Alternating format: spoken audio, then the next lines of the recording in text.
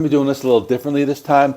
First, I'm going to start with the honorable mentions, and those will be just albums I didn't get a chance to spend a lot of time with. Some of these I just discovered through other channels, and in this case, it was Hammerheart Metal Reviews. I got some really good recommendations from his end of the month video.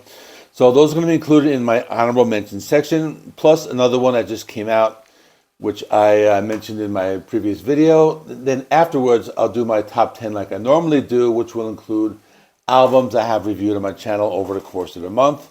So I'm going to start with the honorable mentions.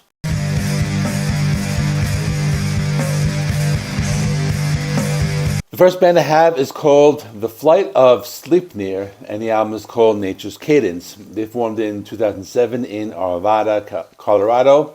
They have 8 full-length albums, 1 EP and 1 split. So this band is a mix of genres such as doom, avant-garde, black, and folk metal. They use clean and guttural vocals with melodic and distorted guitars. There was a lot of variety on this album. So for example, track number 2, Madness, gave me some Pink Floyd vibes. Other tracks sounded like black metal, doom metal, or goth.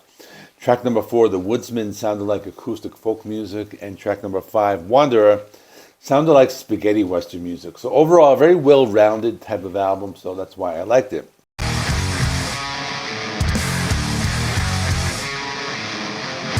Next is Isolert, Wounds of Desolation. This is a Greek melodic black metal band with lots of screams and tremolo picking, but also lots of lead guitar parts with melody. Let me read a comment from their YouTube channel, and I think it perfectly sums up their sound. This is how I like my black metal: catchy, easy, fast, melodic, dynamic, and epic with a bit of mid-tempo black and roll vibe. I thought that was a really great comment, so that's why I'm reading it. I was interested in this band because I was a fan of the Rotting Christ album from earlier this year, and they are another Greek black metal band. This band sounds different, but still, it was accessible for me, so that's why I mentioned it.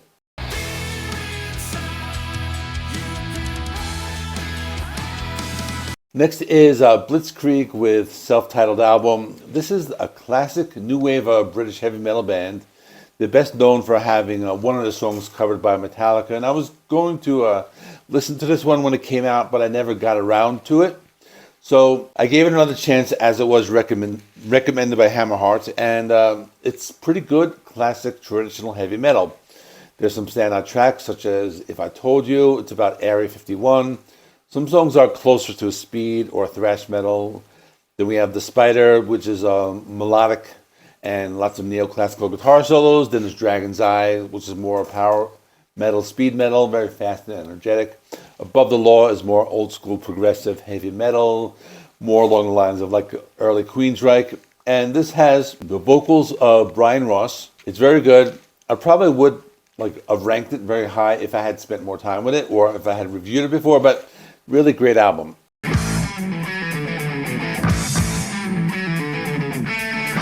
Next is Amethyst, and the album is Throw Down the Gauntlet. This is their debut full-length album. They previously released an EP, and this is some classic traditional heavy metal. It reminds me a lot of Judas Priest in the 70s, but you could also hear influences from other bands such as Scorpions or Thin Lizzy. They're trying to capture that sound of the 70s where there were only a few metal bands around at the time. And I think this band does a really good job at it. The songs are catchy, lots of guitar riffs, and overall, very good album, and I definitely recommend it.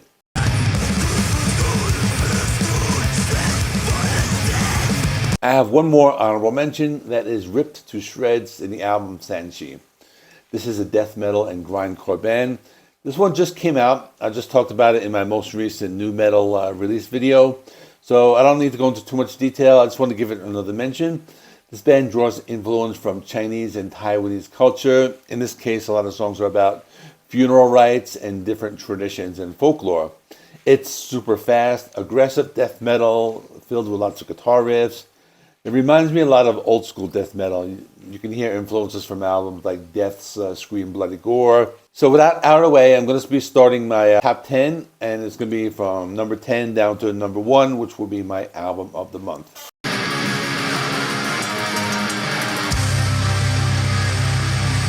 At number 10 is the self-titled album by Vended. This is a band that features 2 of the sons of members of Slipknot who are Corey Taylor and Clown, and as you would expect, this band sounds a lot like Slipknot, but from their first two albums.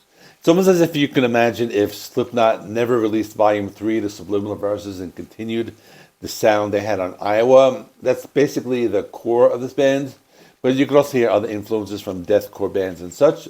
Really good album, just cracking the top 10.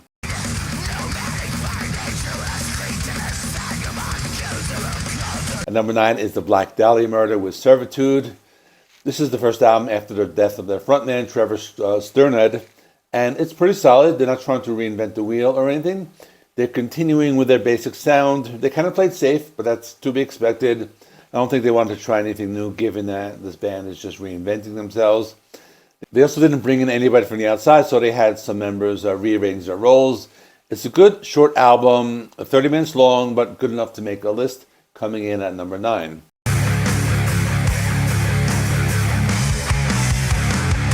Coming in at number 8 is Victory, and the album is Cycle of Life. This is a German heavy metal band.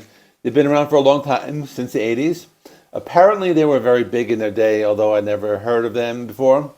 This is my first time listening to the band. This is the cross between hard rock bands like Scorpions, AC/DC's, and Sammy Hagar era Van Halen. A little bit of traditional heavy metal mixed in. This is mostly a hard rock band, but they can get heavy at times. The songs are very melodic, very catchy. They have cool guitar riffs. Just a fun album. Probably the least metal album I have on the list, but definitely worth checking out. And this band comes in at number 8.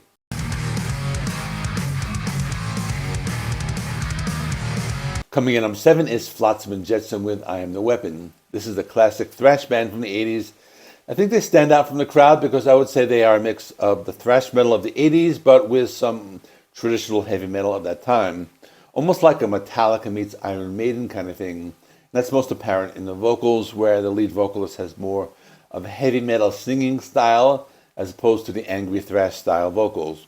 It's another solid album. I gave this one another listen, and the songs are all good. The guitars sound great, and it's the type of album you can listen to front to back. Songs are memorable. For that reason, I have it ranked right here at number 7.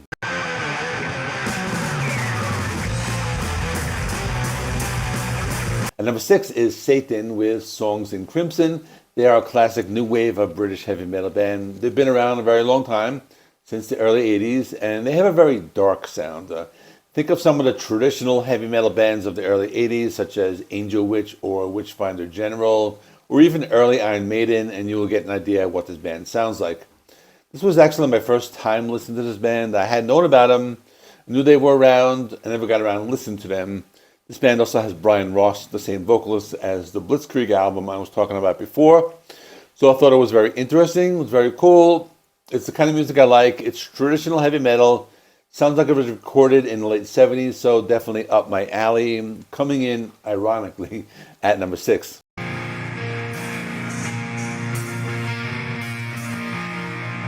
At number 5 is Godthroned with the Judas Paradox. This is a blackened death metal band from the Netherlands. It's their 12th album. The album has a concept about Judas in the Bible, how he played a crucial role in the story of Jesus, and how the story transpired the way it did. I found that aspect of the album interesting. I also like the band takes two of the most extreme genres of metal, which is black metal and death metal. They put them together, but at the same time, they have a sound that's both heavy and also accessible. And I think this band is able to make music that's also very melodic. That's another reason why I like this album, because they're very unique. They have their own sound, and for that reason, it comes in at number 5.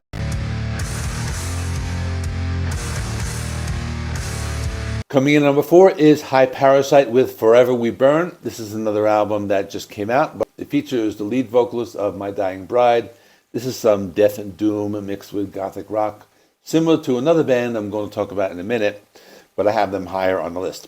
This was another solid album. Basically, the band sounds like some of those old new wave or post-punk bands from the early 80s, such as Joy Division or Killing Joke, and they are blended with some modern death doom. So what you get are lots of riffs that are both in a death metal style as well as a post-punk style, and vocals that are in a clean baritone style with some death metal growls. I guess that's how I would describe it. One of the standout tracks is Forever We Burn. This one has some female vocals, although I'm not sure who the vocalist is. She kind of sounds like Kate Pearson from the B-52s, but overall, very interesting album. That's why I have it at number 4.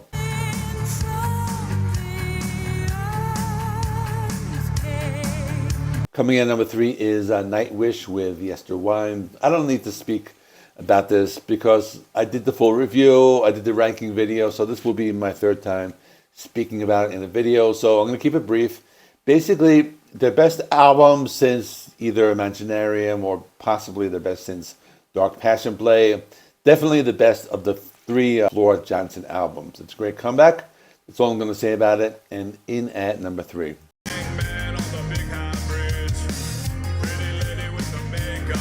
Coming in number 2 is Unto Others with Neverland. This band is similar to a band I just spoke about called High Parasite, but it's more like traditional heavy metal mixed with the post-punk and goth of the 80s. So think of bands like The Cure, New Order, or the aforementioned Joy Division, and then add a heavy metal sound, and this is what you get with this band. This one has more of those low baritone style vocals. There's a lot more keyboards in the forefront, but they still add distorted guitars and gives it a heavy metal feel. The sound is great, front to back, no weak songs. Everything's enjoyable. Some songs are heavier, other songs are more goth sounding. But it's one of the best albums I've heard in a long time. It was actually almost number 1. It's not my number 2. I was kind of going back and forth. Should it be this one? Should it be the next one I pick? But my number 1 is...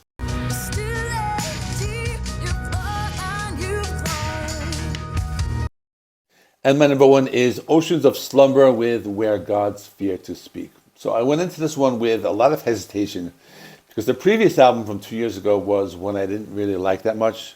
But on this new album, they turned up the heaviness.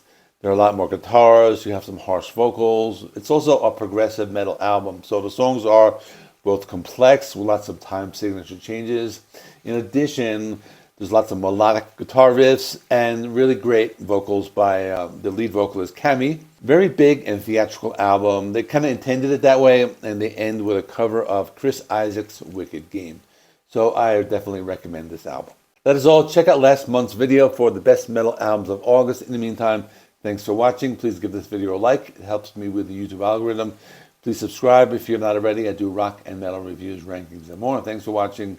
I will see you in the next one.